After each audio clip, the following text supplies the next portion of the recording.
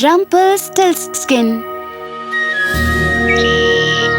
ઘણા વખત પહેલા એક અંધારા જંગલના કિનારે એક નાનું રાજ્ય હતું.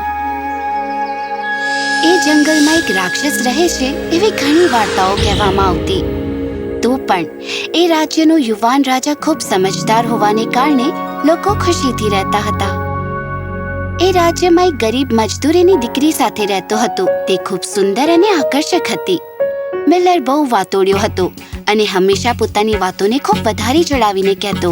મિલરે ઘણીવાર ઘણા લોકોને બેવકૂફ બનાવ્યા હતા, માટે તેઓએ રાજા પાસે જઈને એની ફરિયાદ કરી.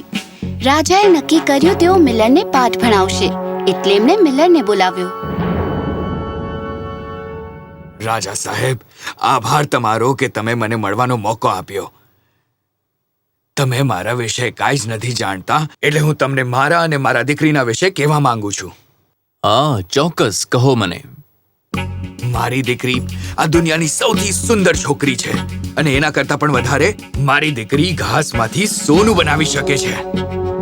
એ એક એવી કળા છે જે મને બહુ પસંદ છે. જો તમે કહ્યું તેમ જો તમારી દીકરી આટલી હોશિયાર હોય તો તમે તેને મારા મહેલમાં લઈ આવો, જેથી હું આ વાતની સાબિતી લઈ શકું. હા, ચોક્કસ મારા રાજા સાહેબ. મિલરે ઘરે જઈને એની દીકરીને બધું કહ્યું. મેં તમને હંમેશા કહ્યું છે, કોઈ સાથે જૂઠું નહીં બોલો. હવે તમે જ તમારી જાળમાં ફસાઈ ગયા છો. પિતા કંઈ બોલી નહીં શક્યા. એમને પોતા પર શરમ આવી. બંને મુસીબતનો સામનો કરવા માટે મહેલ તરફ નીકળી પડ્યા. ઓહ, આવો. સ્વાગત છે તમારો મિસ્ટર મિલર. સ્વાગત છે સુંદર સ્ત્રી. તારા પિતાએ જેમ કહ્યું તું એટલી જ સુંદર છે. આશા છે કે તું તણખલામાંથી સોનું કાંતી શકશે. હવે સમય બગાડ્યા વગર ચાલ મારી સાથે. રાજા જાતે જ એમને એક એવા ઓરડામાં લઈ ગયા જ્યાં આખો ઓરડો તણખલાથી ભરેલો હતો અને એને એક ચરખો આપ્યો. હવે કામ શરૂ કરી દે, અને સવાર પડતા જો તે આ તણખલામાંથી સોનું ન કાત્યું તો તારે અને તારા પિતાએ મરવું પડશે. પહેરો ભરો.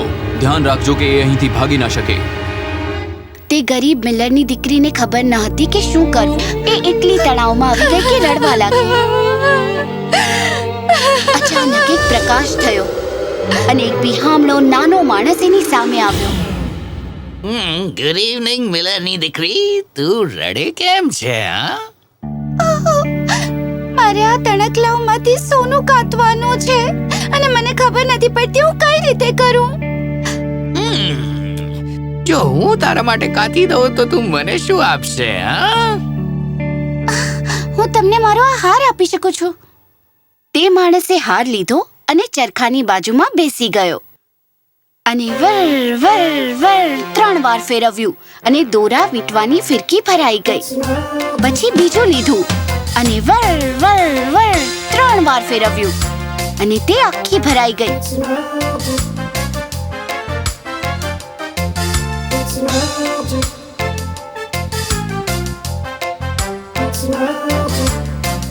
આ રીતે તે સવાર સુધી ફેરવતો રહ્યો. બધા તણખલા ફેરવાઈ ગયા અને ફિરકી સોનાથી ભરાઈ ગઈ. આભાર નાના માણસ. શું જાણી શકું તમે કોણ છો? તમારું નામ શું છે? એ માણસ હસ્યો અને તરત જ ત્યાંથી અદૃશ્ય થઈ ગયો. સૂર્યોદય થયો એટલે રાજા આવ્યા. તેઓ સોનું જોઈને આશ્ચર્યચકિત થઈ ગયા. ઓહ, શું વાત છે. મને લાગ્યું કે તારા વાતોડિયા પિતા મને જૂઠું બોલતા હતા. હવે તું જા અને થોડો આરામ કર. હું તને સાંજના મળીશ. મિલરની દીકરીને થયું કે હવે રાજા એને ઇનામ આપશે અને એને શાંતિથી ઘરે જવા દેશે. પણ સાંજે લાલચી રાજા એને તણખલાથી ભરેલા બીજા ઓરડામાં લઈ ગયા, જે પહેલા ઓરડા કરતા વધુ મોટો હતો. જો તને તારી અને તારા પિતાની જિંદગી વહાલી હોય તો તારે આને રાત સુધીમાં સોનામાં ફેરવવું પડશે. તે નાની છોકરીને ખબર ન પડી કે હવે તે શું કરે, એટલે ફરીથી રડવા લાગી. ટૂંક સમયમાં એ નાનો માણસ પાછો ઓરડામાં આવ્યો. રડવાનું બંધ કર છોકરી. તું મને શું આપશે જો હું બધું ઘાસ સોનામાં ફેરવી દઉં તો? છોકરીએ થોડી વાર વિચાર્યું અને એની નજર એના હાથમાં સોનાની વીંટી પર પડી. એની પાસે આ છેલ્લી કિંમતી વસ્તુ હતી જે આપી શકે એમ હતી. મારા હાથમાંથી આ વીંટી લઈ લો. એ નાના માણસે વીંટી લીધી અને ચરખો ફેરવવા લાગ્યો.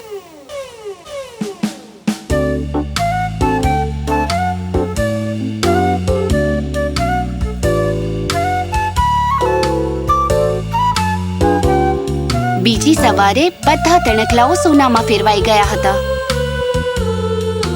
તમારો ખૂબ ખૂબ આભાર નાના માણસ. શું હું જાણી શકું તમે કોણ છો પ્લીઝ? તે નાનો માણસ હસ્યો અને અદ્રશ્ય થઈ ગયો. રાજા અંદર આવ્યા અને દ્રશ્ય જોઈને ખુશ થઈ ગયા. ઓહ વાહલી, તું આ રાજ્ય માટે ભેટ છે. તારી આ પ્રતિભાના વખાણો કઈ રીતે કરું? કૃપયા જા અને થોડીવાર આરામ કર. હું તને સાંજના મળીશ. સૂર્યાસ્ત થતા રાજા ફરીથી છોકરી પાસે આવ્યા અને એને તણખલાથી ભરેલા હજી મોટા ઓરડામાં લઈ ગયા. આ બધું પણ રાત સુધીમાં ફેરવાઈ ગયું હોવું જોઈએ, અને જો તે આ કાર્ય પૂરું કર્યું તો તું મારી પત્ની બની શકે છે. તારાથી વધારે સારી છોકરી મને આખી દુનિયામાં મળશે નહીં. જેવી છોકરી એકલી પડી એ નાનો માણસ ત્રીજી વાર એની સામે આવ્યો.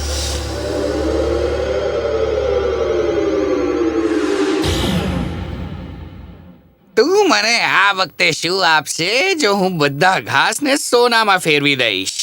મારી પાસે હવે આપવા માટે કંઈ નથી. સારું સારું, રડ નહીં. તારે મને એક વચન આપવો પડશે. તું રાણી બની જશે પછી તારું પેલું બાળક તું મને આપશે, સમજી ગઈ? હા પાડવા સિવાય એની પાસે બીજો કોઈ રસ્તો નહોતો. મને વચન આપ કે તું તારું વચન નહીં ભૂલે.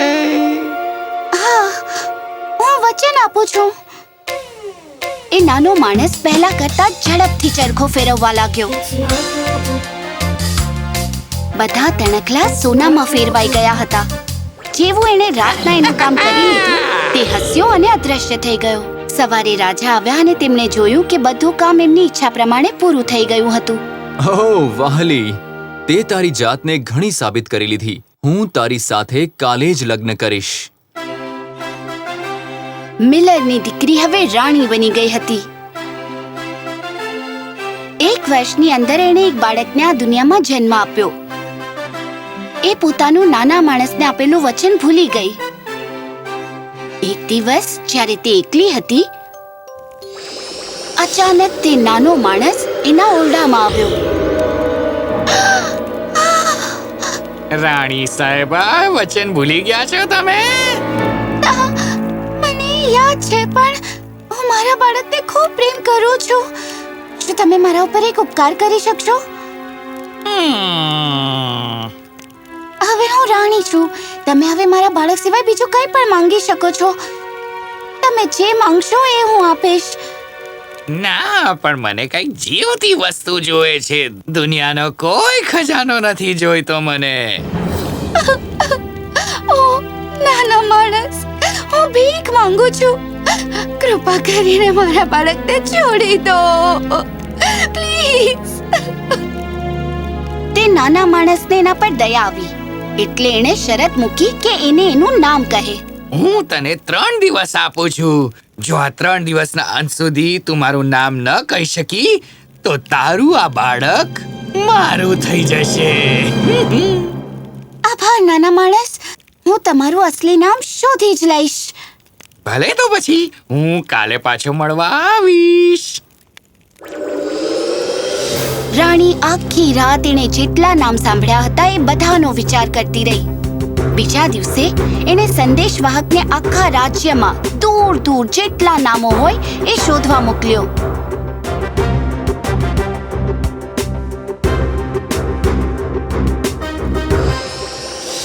તે નાનો માણસ પાછો આવ્યો. શું તે મારું નામ શોધી લીધું? હા, તમારું નામ છે કેસ્પર? ના, મારું નામ નથી. તો શું તમારું નામ છે મેલ્ક્વાયર? ના, એ પણ નથી. બેલ્થેઝાર? ના. રાણીને જેટલા નામ આવડતા હતા તેણે બધા કહ્યા, અને સંદેશવાહકે જે સૂચિ આપી હતી તે નામ પણ કહ્યા. પણ તે નાનો માણસ દરેક નામ પર હસતો અને ના કહેતો. આજ માટે બહુ થઈ ગયું. હું કાલે ફરી પાછો આવીશ. તૈયાર રહેજે. બીજા દિવસે રાણીએ સંદેશવાહકને અસામાન્ય અને એકવચન નામ શોધવા માટે બાજુના રાજ્યમાં મોકલ્યો.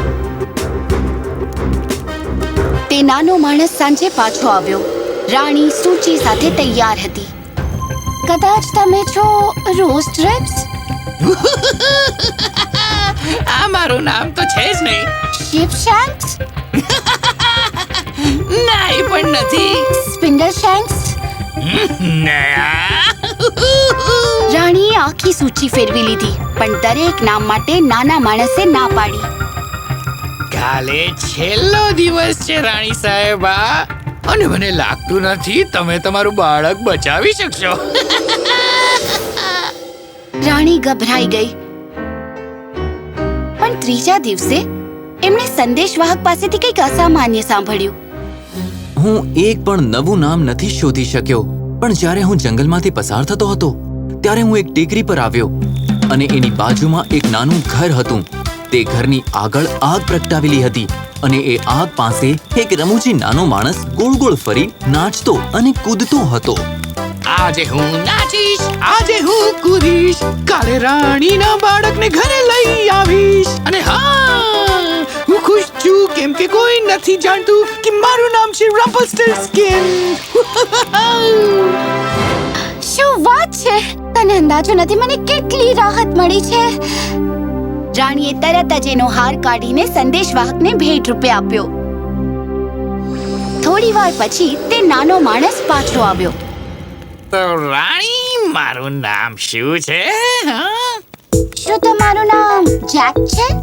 ના. શું તમારું નામ હેરી છે? ના. તો કદાચ તમારું નામ છે રમ્પલ્સટિલ્ટસ્કિન.